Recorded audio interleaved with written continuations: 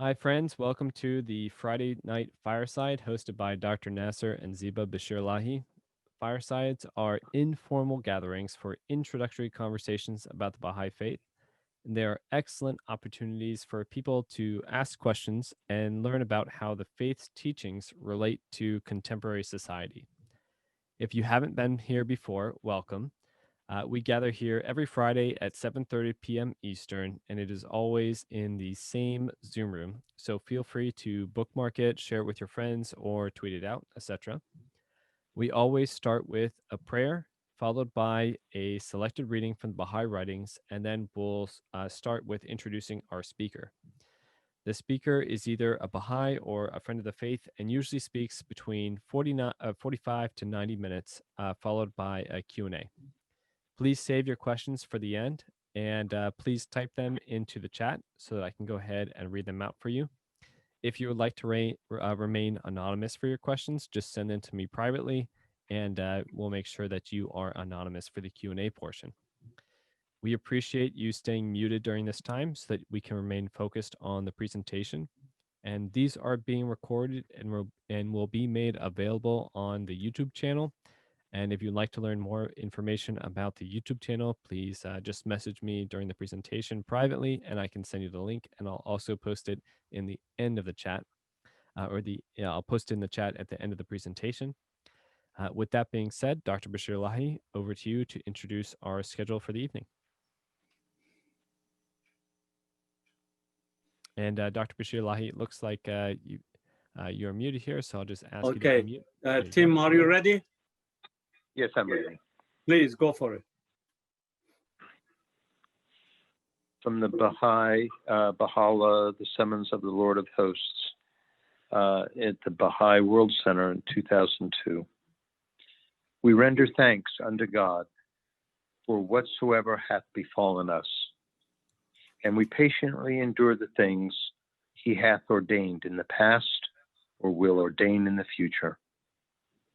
In him have I placed my trust, and into his hands have I committed my cause.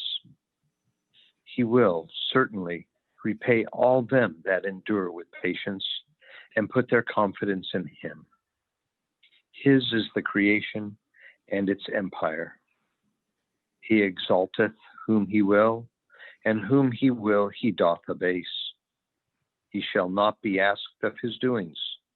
He verily is the all-glorious, the Almighty. Baha'u'llah. Thank you, Tim. Gary, are you ready?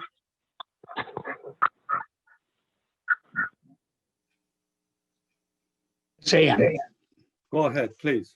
I'm going to read something from the Gleams from the Writings of Baha'u'llah. And for those of you who might not know, the Gleanings is a selection from some of the chief writings of Baha'u'llah, who is, of course, the founder of the Baha'i faith. These are gleanings that are intended to convey the spirit of Baha'u'llah's life and teachings.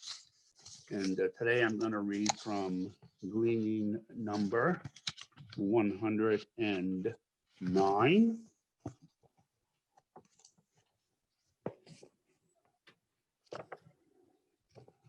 O Kamal, the heights which, through the most gracious favor of God, mortal man can attain in this day, are as yet unrevealed to his sight.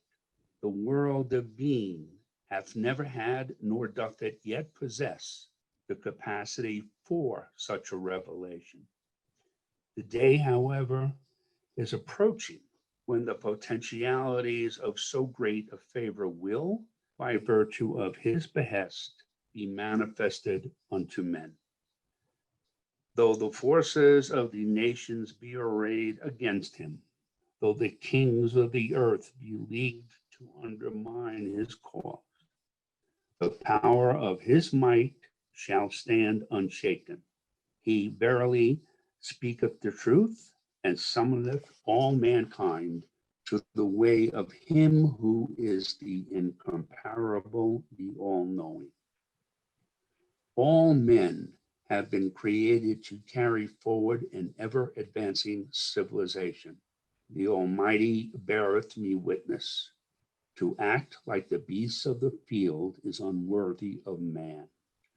Those virtues that befit his dignity are forbearance, mercy, compassion, and loving kindness towards all the peoples and kindreds of the earth. Say, O friends, drink your fill from this crystal stream that floweth through the heavenly grace of him who is the Lord of names. Let others partake of its waters in my name, that the leaders of men in every land may fully recognize the purpose for which the internal truth hath been revealed and the reason for which they themselves have been created. Thank you, Gary. Ray, are you ready? I am. Good evening, everyone. I'm excited to announce our speaker today, and I like it when I read the bios that are sent out, and I get excited just reading them because I know that's setting up for a great message. And I'm excited to introduce Dr. John Hatcher. Dr. Hatcher taught English literature at the university level for 44 years. He's a professor emeritus in English literature at the University of South Florida. He has published 25 books, some of which have been translated into French, Spanish, Italian, Chinese, German, and Norwegian, and he has published more than 100 poems and articles. For the past 7 years, he's been the editor of the Journal of Bahá'í Studies. He's been a guest lecturer at the University of Michigan, McGill University in Canada, the University of Maryland, Emory University, and Oxford University. In 2006, he was awarded the Hassan Balyuzi lectureship at the 29th annual meeting of the North American Association for Studies of the Baha'i on the Baha'i Faith. Tonight, his message is on why the Creator creates. Dr. Hatcher, the floor is yours. Thank you for the floor. I appreciate it. I welcome you all, and I hope my talk will be something that you will evoke questions from you. And I'm going to start sharing my screen. I am going to use some slides, but I'm going to do some narrating on the side. This is a very basic question. So let me start from the beginning here. Hold on. No, I can't see that. Just a second. Let me stop sharing and get this started here. Slideshow from the beginning, and then we switch, and then let me start sharing again and go to the, there we go. So why the Creator creates. This may sound like a question you would ask a beginning youth class or something. It sounds so basic. And yet it's really quite an abstruse conversation to have. Because on the one hand, the Creator creates because the Creator does whatever he wants. If we presume the Creator is as we have described him in the fundamental religions revealed by God, God is omnipotent, God is omniscient, he doeth whatsoever he willeth. And if he wants to create, he's going to create. But from the Baha'i point of view, there's a lot more depth to this question than might first appear. So we've got to begin at the beginning, and for our purposes tonight, we're going to begin by accepting the fact that God exists. Now, you may not believe that, and so if you want to have that discussion, that's a whole nother fireside, but there are several sources for you to proceed on your own pursuing that objective. And as I say here, there are two basic sorts of proof of the existence of God. One is subjective and the other objective. The subjective ones are those where even if someone logically proves to you on a blackboard with irrefutable logic that God exists, that doesn't necessarily give you a feeling of closeness to this being or an understanding of this being, or even a personal sense that the being exists. That's something you acquire by having a relationship with the being. And that's begun by reading what this being has told you or said to you through his manifestations, or at least this is Baha'i belief. The objective proof then would be a scientific proof, or in the case of my brother's work, using symbolic logic, or of classical philosophy and of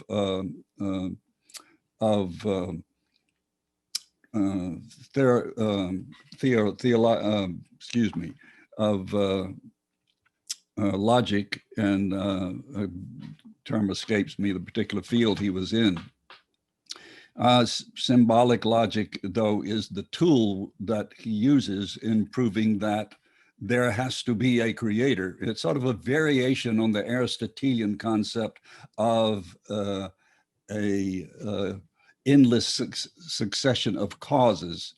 Behind every event, obviously, there is a sufficient cause, and behind that cause is another cause, and so on. And that's the way Aristotle proves the existence of the fact that there need not be a single cause, because you can just have this infinite sequence of causes. My brother takes the basics of that, adds some of what Abdu'l-Baha discusses in Some Answered Questions and elsewhere, and proves that there must at some point be something that is self-caused, that everything in existence is either other-caused or self-caused. And mathematically, it's fairly easy. The overview of it is fairly simple, and that is, at some point there has to be something that is self-caused, and that is the creator himself. Well, let me not try to simplify what is a very excellent work by my brother, and he does this in several works. Now, so we're going to begin with the assumption, though, that there is a God, that there is a creator. And of course, the God need not be a creator unless he creates something. So the basic question is, why, if God is, as he is described in the Baha'i writings and the other religions, self-sufficient and independent of his creation, why does he need to create anything in the first place? Well, obviously the reason is because he desires to. But then you get to another question behind that question, which is, why does he desire to? First of all, let's establish that if he is the creator, he is the creator of all that exists, whether physical or metaphysical. And this is a statement from the Baha'i writings by Baha'u'llah. Know thou that every created thing is a sign of the revelation of God.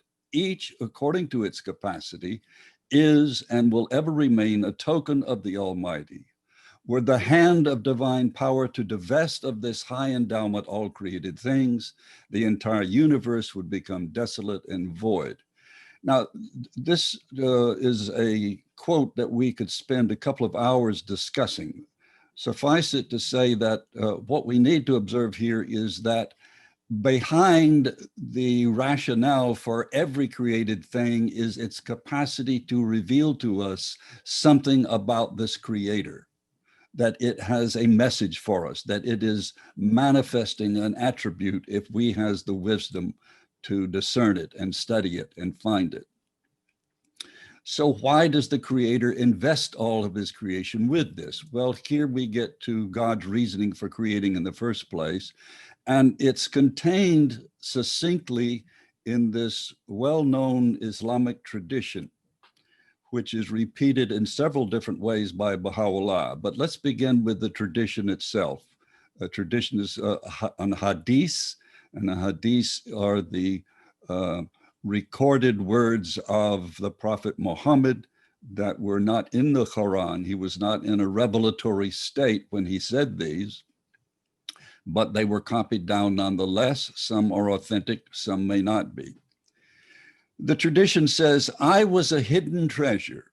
I wished to be known, and thus I called creation into being in order that I might be known.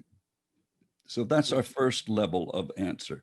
The Creator creates because he wishes to be known. But then we have another question. Why does he wish to be known?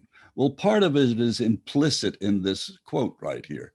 I was a hidden treasure. I was a hidden treasure, but I wish to be named, so I made myself known so that the treasure might be perceived and no longer hidden.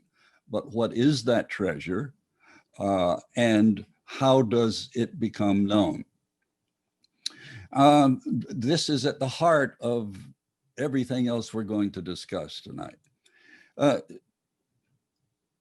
Therefore, we can conclude from that hadith, God must create a being capable of knowing him, a knowledge that would necessarily induce a love relationship. Now, that may be skipping ahead, but we'll catch up to it. In other words, if the Creator wants to be known, and the Creator is, according to the Baha'i writings, essentially unknowable, meaning his essence is beyond our comprehension, but the qualities of the Creator can be known. And that's why everything in creation, as we saw in the quote 2 slides ago, says he has endowed everything in creation with the capacity to reveal something about him. And so, in effect, knowledge of this essentially unknowable being is everywhere apparent if we have the wisdom to discern it. So when we say he is essentially unknowable, we mean that quite literally. The essence of God, the reality of God is beyond our comprehension. This requirement helps explain Baha'u'llah's abstruse statement regarding why man is the fruit of creation.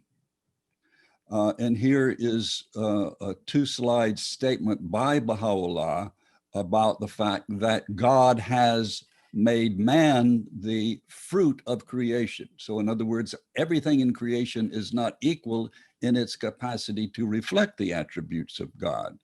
Everything is, according to its complexity, more or less able to do so. Man is the most complex creation that God has created in the physical world. Lauded be thy name, O Lord my God. I testify that thou wast a hidden treasure. Here he alludes directly to that hadith, wrapped within thine immemorial being, and an impenetrable mystery enshrined in thine own essence. Wishing to reveal thyself, thou didst call into being the greater and the lesser worlds, and didst choose man above all thy creatures, and didst make him a sign of both these worlds, O thou who art the Lord, thou who art our Lord, the most compassionate. So the both worlds obviously referring here to the metaphysical realm, the spiritual world, and the physical world. Thou didst raise him up to occupy thy throne before all the people of thy creation. Thou didst enable him to unravel thy mysteries. So that's one capacity that this being that capable of knowing God, at least knowing the attributes of God, must be capable of unraveling the mysteries. And what are those mysteries? Well, we'll discuss them in just a second. And to shine with the lights of thine inspiration and thy revelation, and to manifest thy names and thine attributes. Through him thou didst adorn the preamble of the book of thy creation. O thou who art the ruler of the universe, thou hast fashioned. Now, why does God wish to be known and loved if he is self-sufficient? And I told you a while ago that this question would reemerge, and here it is. So, okay, we've established that there is a God, that God wishes to be known. Why does he wish to be known? Because he has a treasure he wishes to share. And what is that treasure? Well, in simple terms, it is the treasure of our being able to benefit from knowing this exalted being and having a love relationship with that being. So if we say God wants to be loved, we don't mean in the way that you or I might want to be loved. Not exactly. There's one analogy we'll use later where there is a good parallel. But mostly we want love because we are in need of love. And the creator, we have already decided, has need of nothing. And so his wish to be known and loved is not for his own benefit, but for the benefit of the lover who loves the beloved. And so here's where some of these axioms regarding this love relationship between us and the Creator are stated by Baha'u'llah. First, the Arabic hidden word number 3, O Son of Man, verily, in my immemorial being and in the ancient eternity of my essence, I knew my love for thee. Therefore I created thee, have engraved on thee mine image and revealed to thee my beauty. So even before I created you, I knew the love I had for you. And therefore I brought you into being that I might share that love so that you could manifest those attributes of mine. Why? Well, we'll discuss it later, but the simple answer is obvious: because we enjoy it, because we benefit from it. In the same way you teach a child certain qualities to manifest certain attributes because you know it makes them happy, fulfilled, and to express the highest capacity with which they are endowed.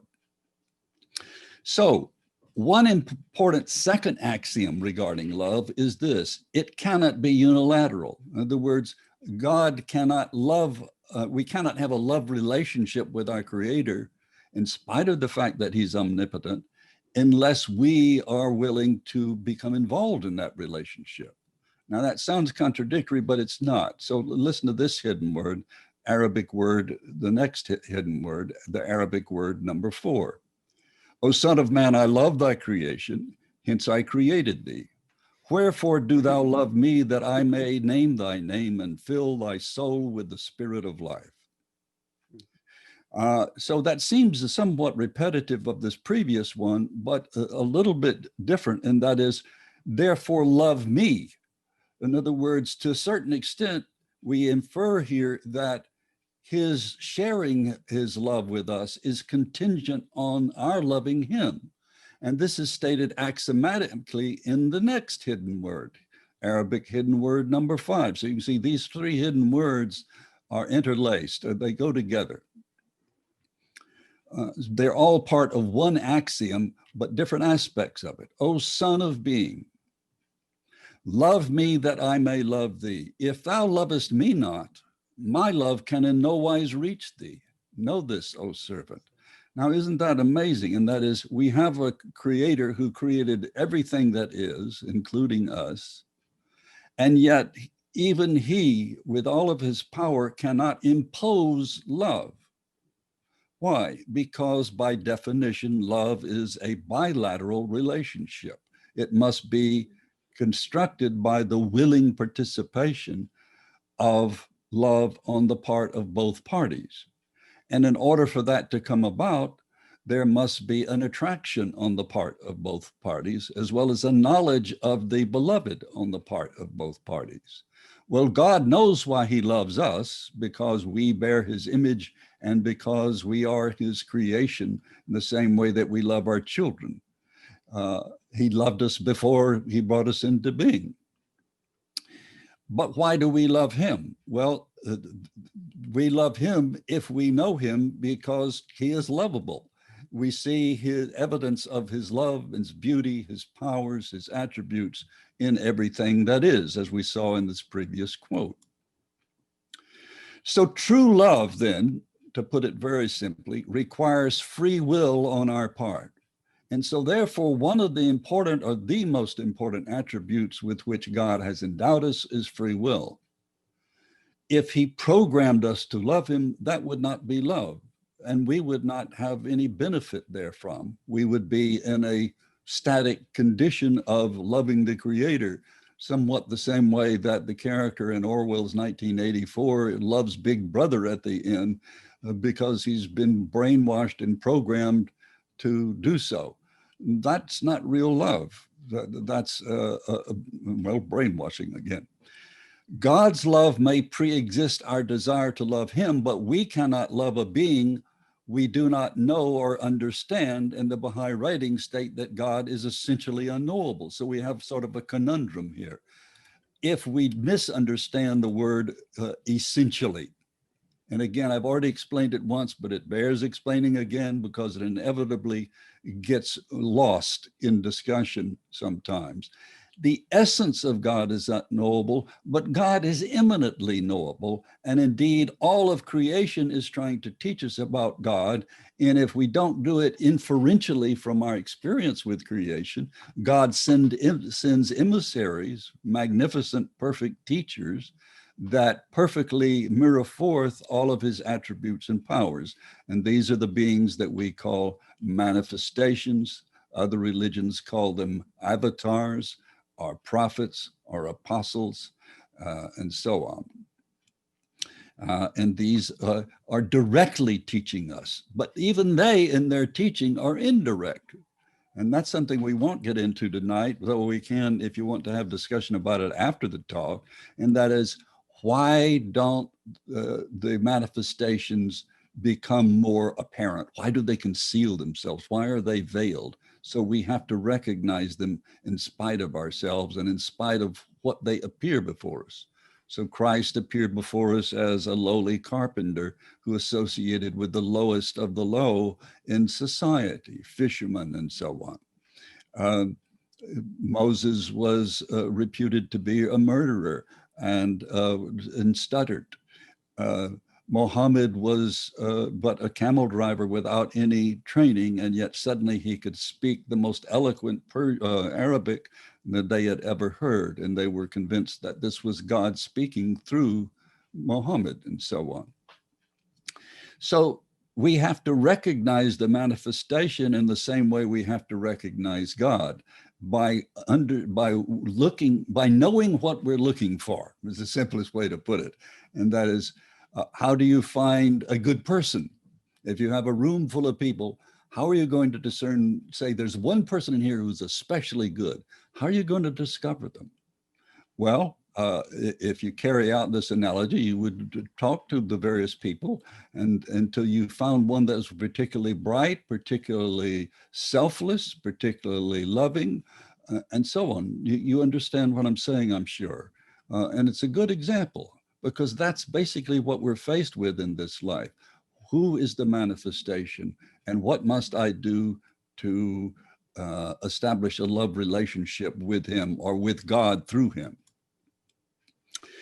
And the best analogy I have ever come up with in this talk that I've given many times is the parental analogy, to help us understand this relationship. It's the closest thing that I have experienced in my brief life of a love that is selfless, or should be, or is best experienced when it is. And that's, we love our children, and we love them, going back to the hidden word, we love them even before we experience them, before they come into being, while they're in the womb, or while we haven't even conceived them. We want them. And why? Why do we want to have children? And why do we love them so? It's really mysterious, isn't it? Because if you raise children, or in the midst of raising children, or will in the future raise children, you're going to find that you will be sacrificing, if you do it well, your time, your energy, your finances, to try to do the right thing. And what is the right thing? To raise them in such a way that they too reflect the attributes of God, are noble and good people. And you do anything to make that happen. And if you're unwise, you may do unwise things insofar as raising your children. The point is, let me just read what I've written here rather than rambling on. We can love our children with all our hearts, but we cannot force them to love us in return. And this is this is something that is really spoken well in a poem by Baha'i poet Robert Hayden, in a poem called Winter Sundays, those winter Sundays, where he talks about his father would get up in the dark and in the cold of winter and stoke the coal into the stove to warm up the house. And how this is, of course, the child grown up now and reflecting on how he says at the end, little did I know of, or how could I know, or of love's austere and lonely offices. And it's what did I know, I think is what the line goes. In other words, as a child, I could hardly appreciate that my father was looking after my spiritual education. So I would go to Sunday school, even on his day off. And with his cracked hands, he talks about, because he was a day laborer, you find out in the poem. We can love our children. I'm told, by the way, that it's possible that President Biden or President-elect Biden may recite that poem at his inauguration. We can love our children with all our hearts, but we cannot force them to love us in return. Indeed, we may discover at times that in spite of all we try to do in assuring them of our affection, support, and selfless devotion, they may on occasion rebel or even seem oblivious to how much time, energy, resources, and concern we invest in expressing our love. And so this is a helpful analogy in this sense. Number one, you realize the axiom we've already stated, that love cannot be unilateral, not a love relationship. So we can love them as much as we possibly can and express it in the most hyperbolic ways possible. But the only way the relationship will be a love relationship is if they recognize in us something lovable and return that love. And they will still break our hearts because at times they will be selfish and as they grow up, and they may rebel against us, and they have free will, and we can't assure that they will ultimately become the fruit we have so duteously nourished. But here again, something I just discussed, but we'll discuss it a little more again. Why does God express his love so indirectly? Why not just be more direct and obvious?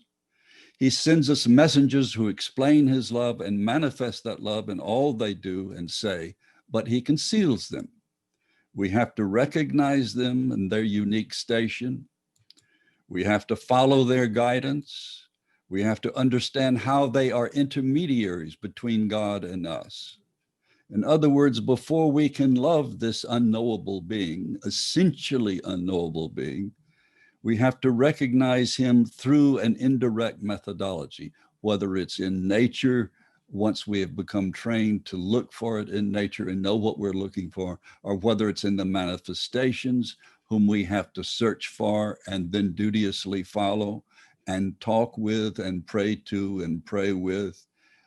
So we maintain and nurture that relationship because, as the Baha'i writings say, this relationship is never static.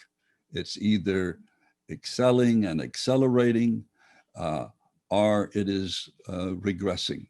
There is no such thing as stasis in the growth of the human soul and spirit, whether in this life or in the life to come. Why does God create all the other stuff? Now, this is a question that's answered most completely in a book I wrote called The Purpose of Physical Reality, which has been around a long time, but it's still a good read in this respect. I asked the question, why does God need to create the other stuff in reality? And we've already answered it to a certain extent, because he wants to give us a classroom where if we are astute and attentive at all, we can't miss the message. It's everywhere abundant. Know thou that every created thing is a sign of the revelation of God. Each according to its capacity is and will ever remain a token of the Almighty. And again, we've read this before, but it bears reading again. We're the hand of divine power to divest of this high endowment, all created things, the entire universe would become desolate and void. In other words, that's not only a purpose that they serve, that's their purpose for existing. And did they not have that purpose, they wouldn't exist. And so we come to this conclusion that physical reality, as it is created by the Creator for our benefit, is like a classroom with all kinds of signs of God's existence. And we say, well, what about the social aspect of this? That too is, if we, as we will learn either through trial and error or through sad recompense for our mistakes, social relationships are the loftiest expression we can have of God on earth. And of course, what Baha'u'llah brings is how to make that occur on a planetary level for the body politic as a whole. But when we're talking then about physical reality, we're talking about physical things, and we're talking about relationships with other people. We're talking about society as a whole, and ultimately the planet as an emblem or symbol or image of the kingdom of God on earth, as Christ asks us to pray for in our prayers. The justification for essentially spiritual beings, us, because Baha'is believe that we are at our conception, during the process of conception, our soul emanates from the spirit, the world of the spirit, and associates with the body. But it's an associative relationship. Our soul is not in the body. It's not even dependent on the body. But this intimate relationship is a means by which we can learn spiritual lessons with physical exercises. And it's almost like if we're in a drama, we're in a drama class in this life. We're acting out. If you want to be just, you act it out in relationships where you express justice, whether it's with your husband or wife, with your friends, and ultimately with society as a whole. In a physical environment, physical environment, that is that physical reality as the initial stage in the endless journey of the human soul is a precisely devised classroom whereby autonomous transformation is initiated and assisted as preparation for birth into the spiritual stage of our existence. And as Baha'is believe, that existence begins from our inception, when we don't pre-exist in the world of the spirit, we emanate from that, so we have a beginning, but we don't have an ending. We exist eternally after we dissociate this relationship from our relationship with the body. We sort of, if you will, according to the writings, pick up in the next life or the next stage of our life where we leave off here. That's another discussion too, and that is, how does our life in this world affect the continuation of our life beyond this realm? Very important discussion, and it's probably one that people are more interested in than just about any other, and that is there an afterlife? If there is, what relationship does it bear to what I do in this life? And this is a quote from Baha'u'llah that I think expresses this same idea of physical reality as a classroom. Regard thou the one true God as one who is apart from and immeasurably exalted above all created things. So that sounds like he's distant from it. The whole universe reflecteth his glory, while he is himself independent of and transcendeth his creature. Again, sounds like he's aloof. This is the true meaning of divine unity. He who is the eternal truth is the one power who exercises undisputed sovereignty over the over the world of being, whose image is reflected in the mirror of the entire creation. All existence is dependent upon him, and from him is derived the source of the sustenance of all things. This is what is meant by divine unity. This is its fundamental principle. So in this sense, we're looking at the loftiness of God, that he is, again, not needful of our love. It is we who are needful of his, but he loves us because he chooses to share the bounty of a love relationship with him. So it is entirely altruistic on his part. I've heard some ministers when I was in the Christian faith who would preach a sermon based on their belief that God needs our love. We need to love God because he needs us. Well, that's, of course, a bit a narrow view of the magnificent and beneficence of God.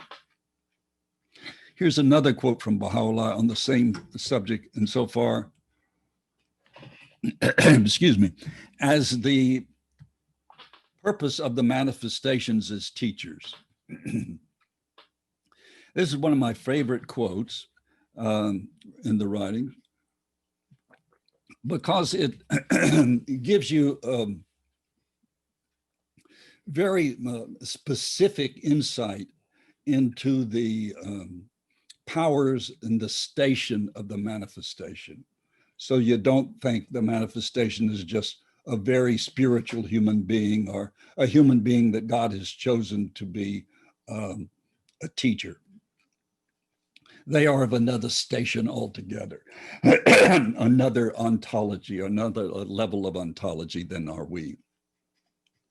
The essence of belief in divine unity consisteth in regarding him who is the manifestation of God and him who is the invisible, the inaccessible, the unknowable essence, in other words, God's essence, as one and the same.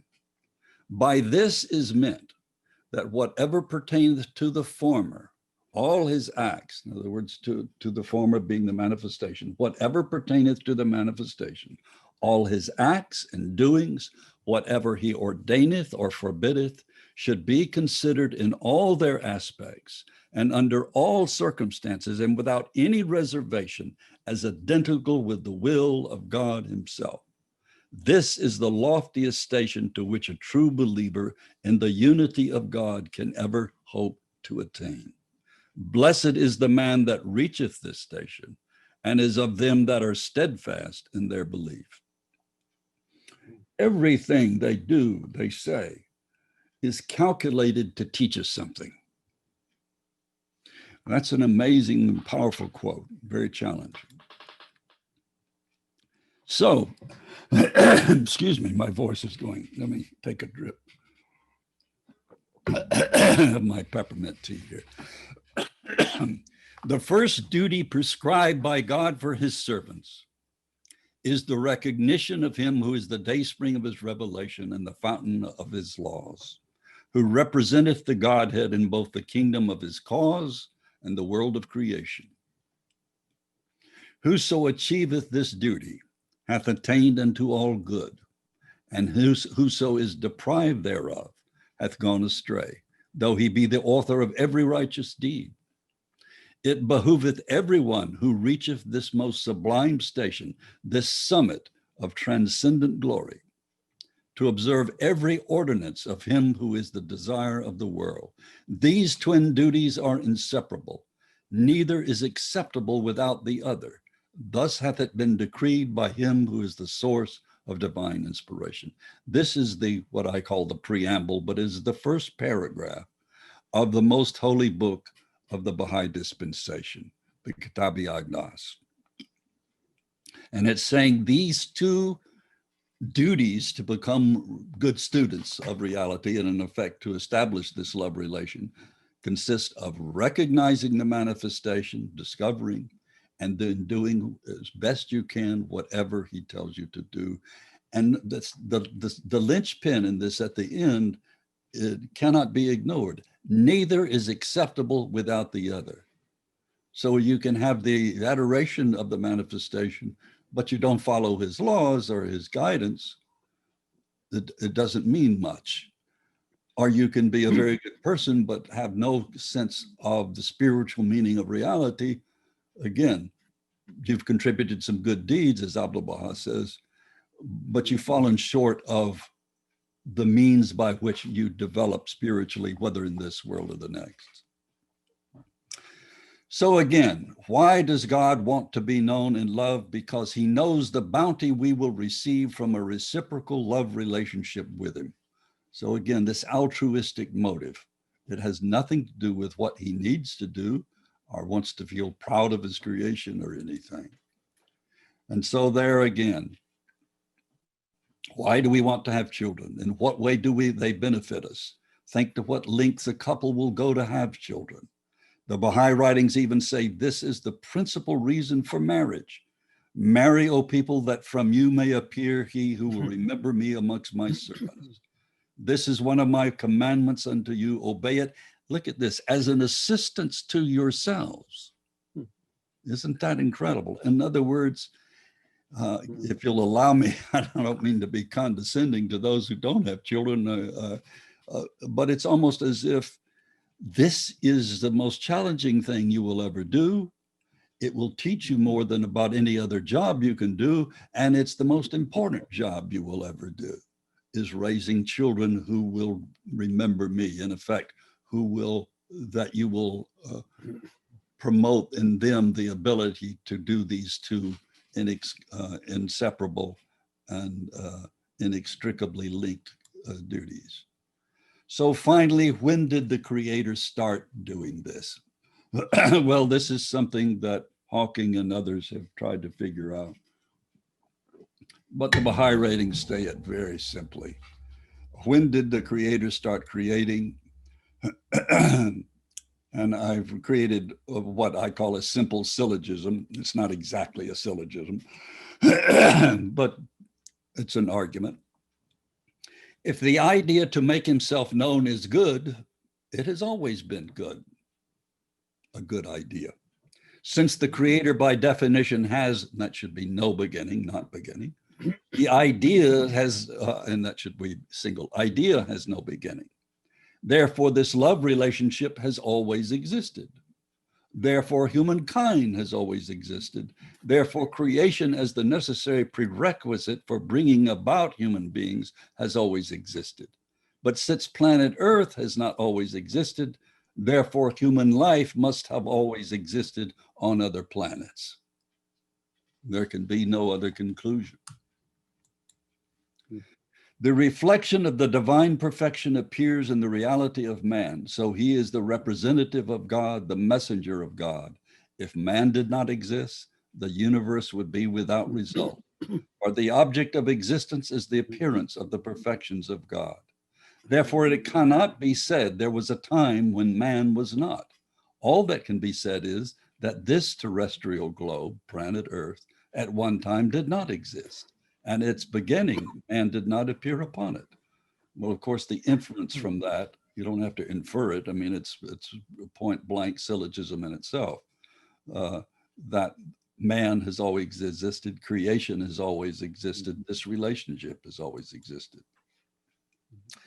And then finally, I end up with something that I enjoy sharing. It's a pilgrim's note. And so therefore it has no authority as such, but it's a nice thought. And that is, Shoghi Effendi, was asked if interplanetary unity would be the goal of the future dispensations, or if it might be achieved in the dispensation of Baha'u'llah. In other words, if the unity of the planet will be achieved during this dispensation, and this era will last, this era, our dispensation, and the Baha'i cycle will endure 500,000 years, then at some point we're probably going to experience a unity beyond planetary unity. He answered, it would be a goal of the future, but science is developing so fast that it was difficult to know how soon it would come. But it might at least soon be possible to observe life on other systems that are in various stages of development, some lower and some higher than ours. I love that, because of something I've always thought, that people say they have seen UFOs and so on, but why do they never come out and, on Times Square or wherever on YouTube and say, here I am. It's really good to see you. Good luck. Well, if they're advanced enough to be able to travel in an interplanetary fashion, that means they're far ahead of us. And if they're far ahead of us, the worst thing they could do to help us would be to interfere with what we must undergo, according to the Baha'i writings, to attain the first stage of unity, which will be the lesser peace, and then the successive stages leading to the most great peace. And that's only the beginning of planetary unity, because remember, this dispensation in which that will occur will last not fewer than 1,000 years, but it could be 1,000 years, in which case 15% of it is already passed. And so that's going to happen, that planetary unity, that's going to happen relatively soon, insofar as the history of humankind on this planet is concerned. That gives us a long time to go way beyond that, to refine that, and to refine it and refine it, because it's infinitely refinable. But it would be the same thing as if we had the capacity to go another planet and we found, oops, they're in the Stone Age. I don't think they're going to be able to appreciate my iPad. All right. And this, my friends, is the Qibla of the world for the Baha'is, the burial place of Baha'u'llah.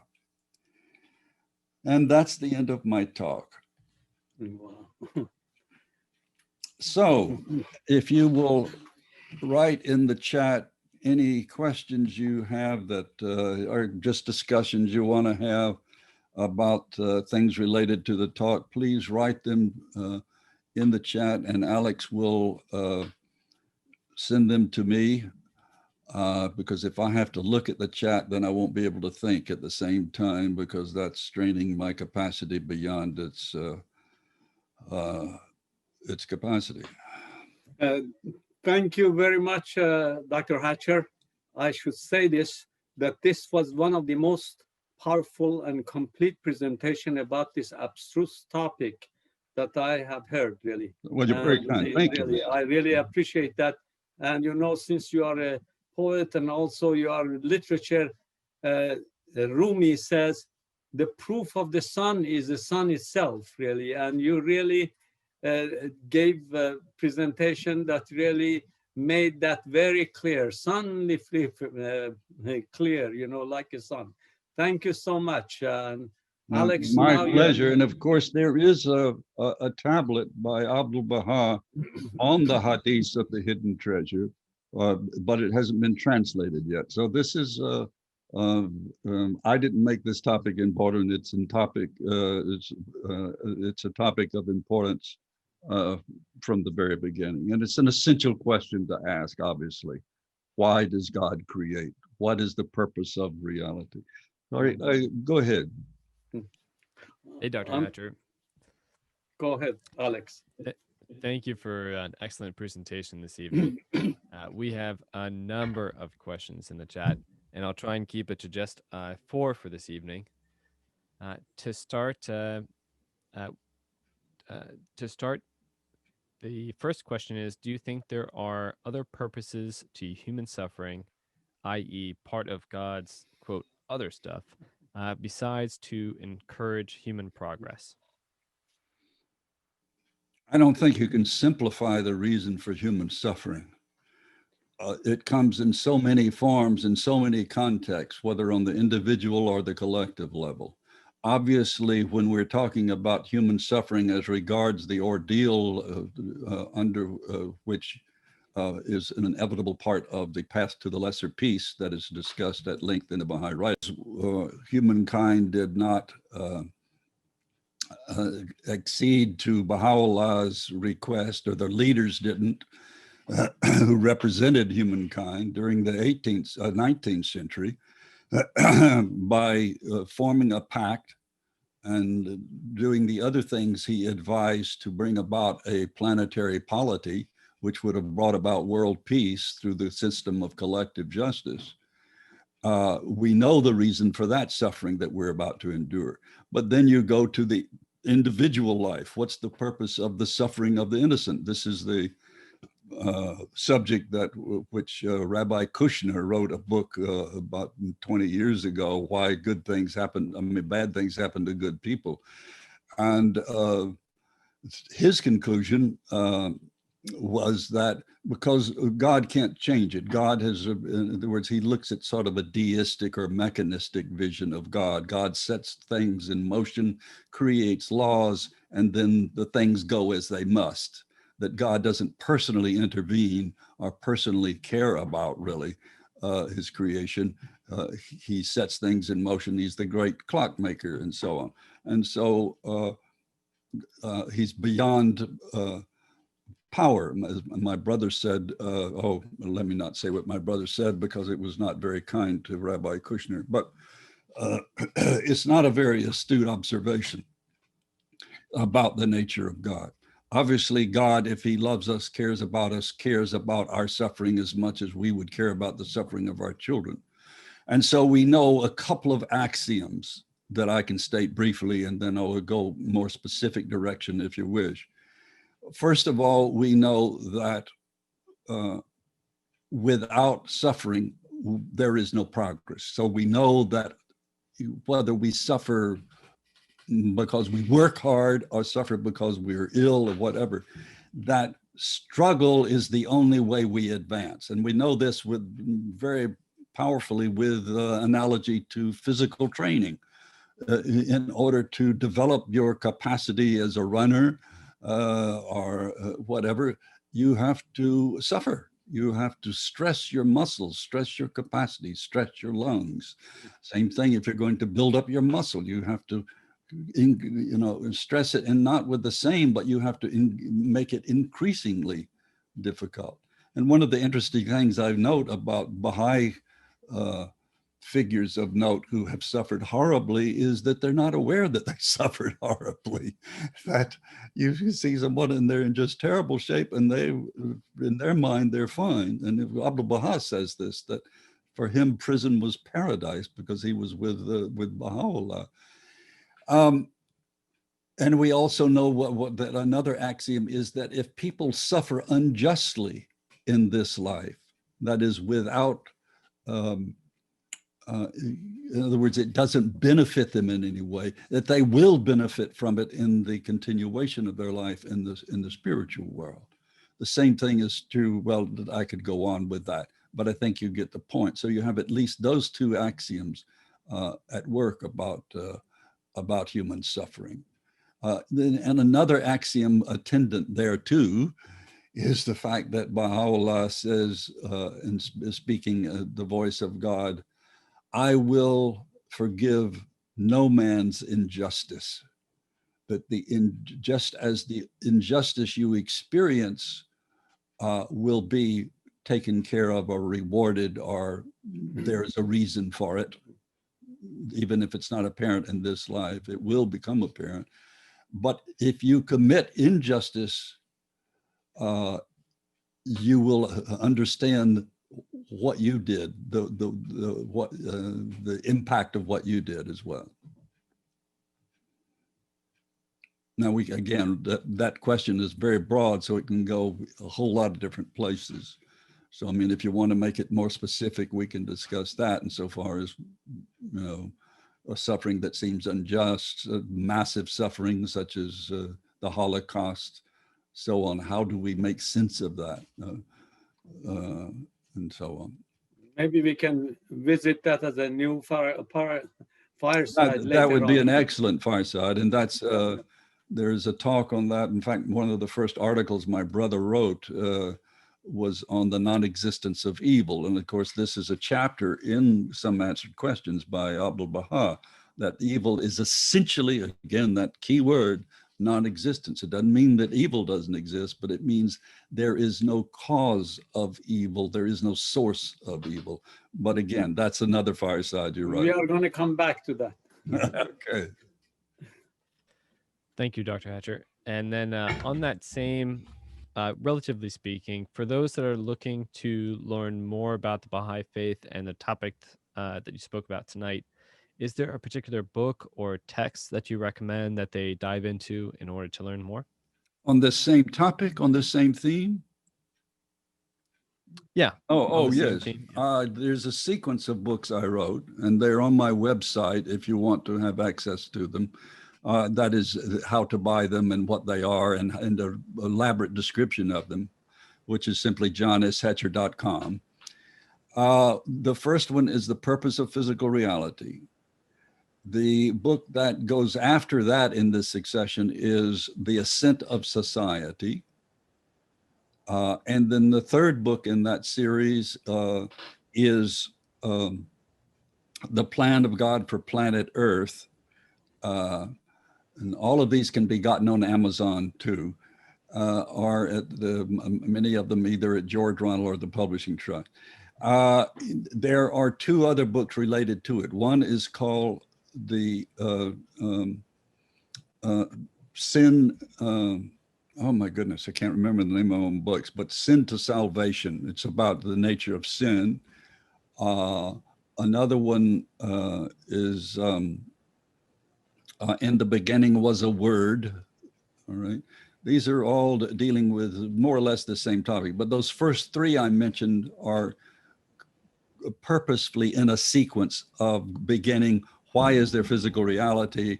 And then why must there be a social aspect to our spiritual advancement? And then finally, Understanding Death is another one that I wrote in that vein. So just look at the descriptions on my website and you'll see which books might most closely relate to what you're interested in discussing. And I say that not because I wrote them, but because all of my writing is purposefully focused on and is founded on quotes from the writings. Nothing I discuss is not supported by quotes from the writings. Doesn't mean what I conclude is correct, but it means that you will find all kinds of passages on that subject.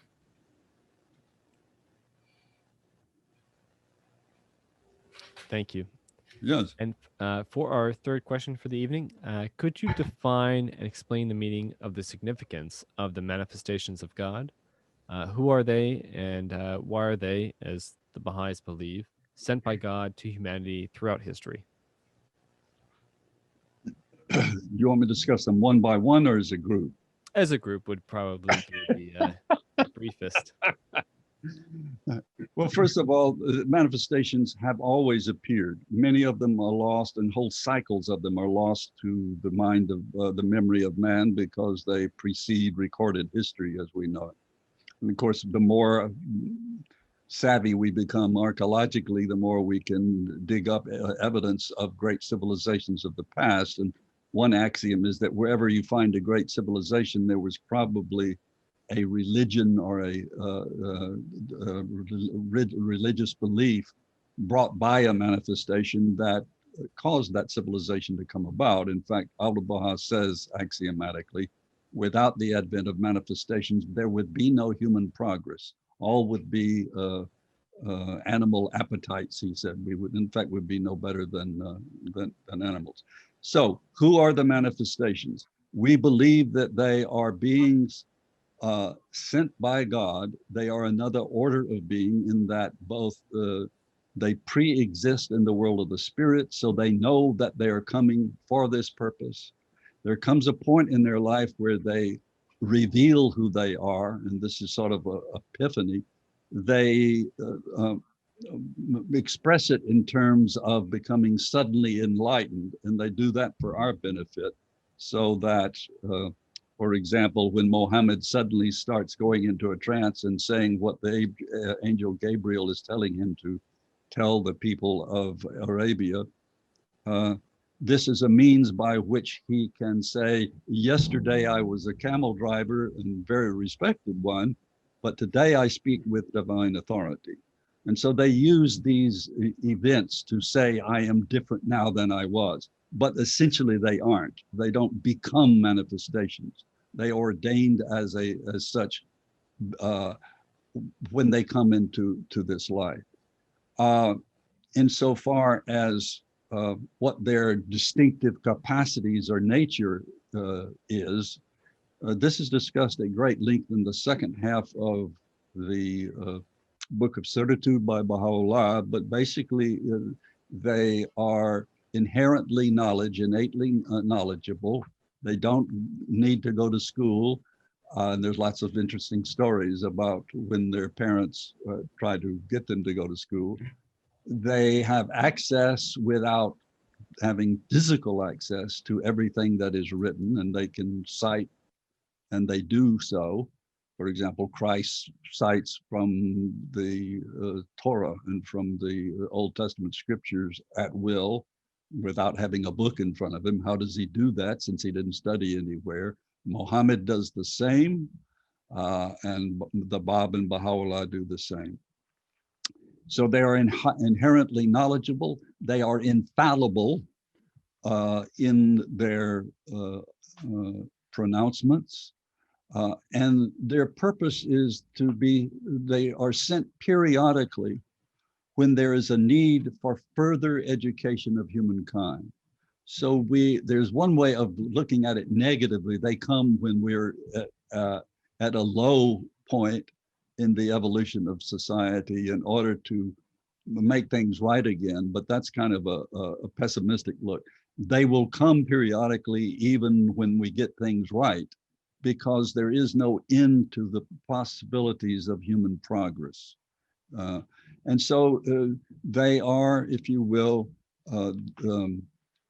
perfect mirrors reflecting the attributes and powers of God, but they aren't God incarnate.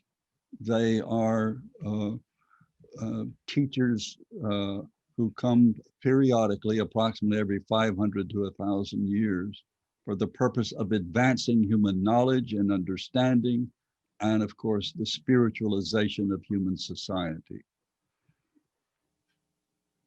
And so they each bring two things. I'll say one more thing. They each bring two sorts of knowledge. One is a reiteration of spiritual truth, which is changeless.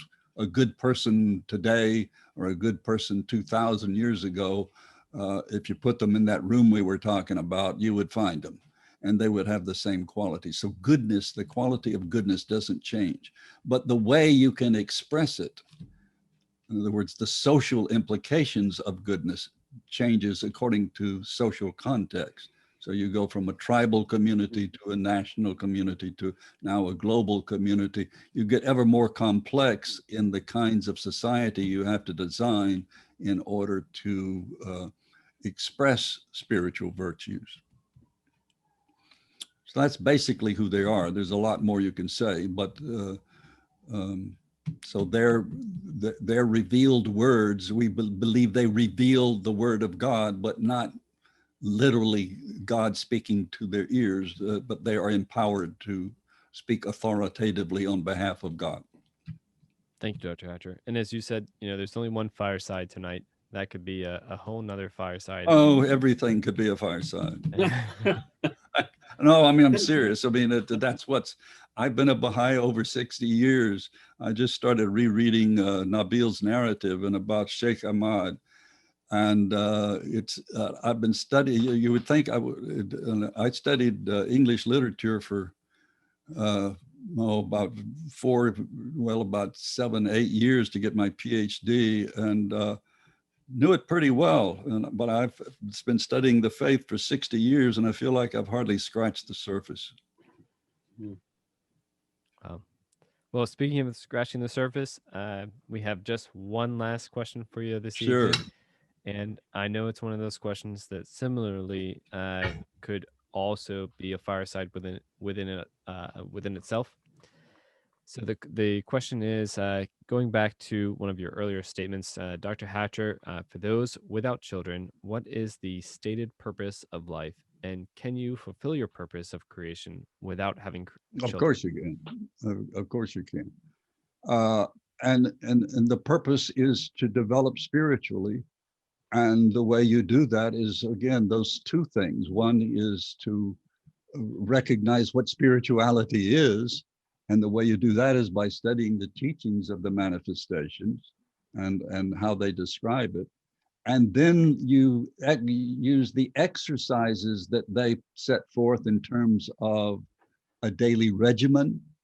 So for example, each manifestation introduces a slightly modified or refined, more refined, or more revised spiritual regimen for people.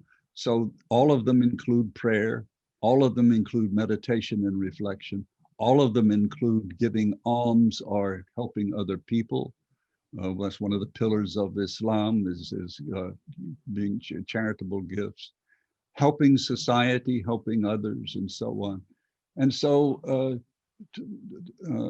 that's what you do, is you study the spiritual teachings to understand what spiritual particular virtues are, such as justice, forgiveness, chastity, chastity meaning and as the Guardian says, in every aspect of your life, whether it be your refinement of your language, your dealings with other people, and so on.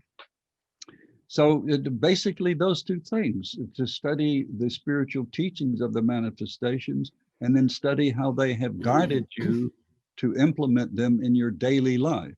And so the daily life of a Baha'i, at minimum, involves reading something from the holy writings in the morning and the evening, saying your prayers, and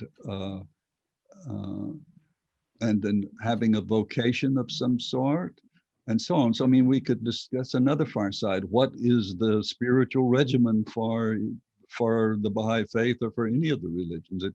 It's evolved over time. Okay, I kind of rambled there, but in other words, not absolutely, it's possible to develop spiritually without children. And in some cases, it's important that people who have special duties to accomplish, like Mother Teresa or whatever, don't have children because they have a special calling. And there are many of the early Baha'i teachers, most of whom were women, who never married because of that very reason, that they dedicated every minute of their lives to teaching the cause. Awesome. Thank you, Dr. Hatcher. And that concludes our questions for the evening. Well, thank you, dear friends. Thank you so much again, Dr. Hatcher. And I will call you again. So Okay. we will have some topic. Rebecca, are you ready? Rebecca Jalali, go ahead. Yeah. Oh my God, unite the hearts of thy servants and reveal to them thy great purpose. May they follow thy commandments and abide in thy law. Help them, O God, in their endeavor and grant them strength to serve thee. O God, leave them not to themselves, but guide their steps by the light of thy knowledge and cheer their hearts by thy love. Verily, thou art their helper and their Lord.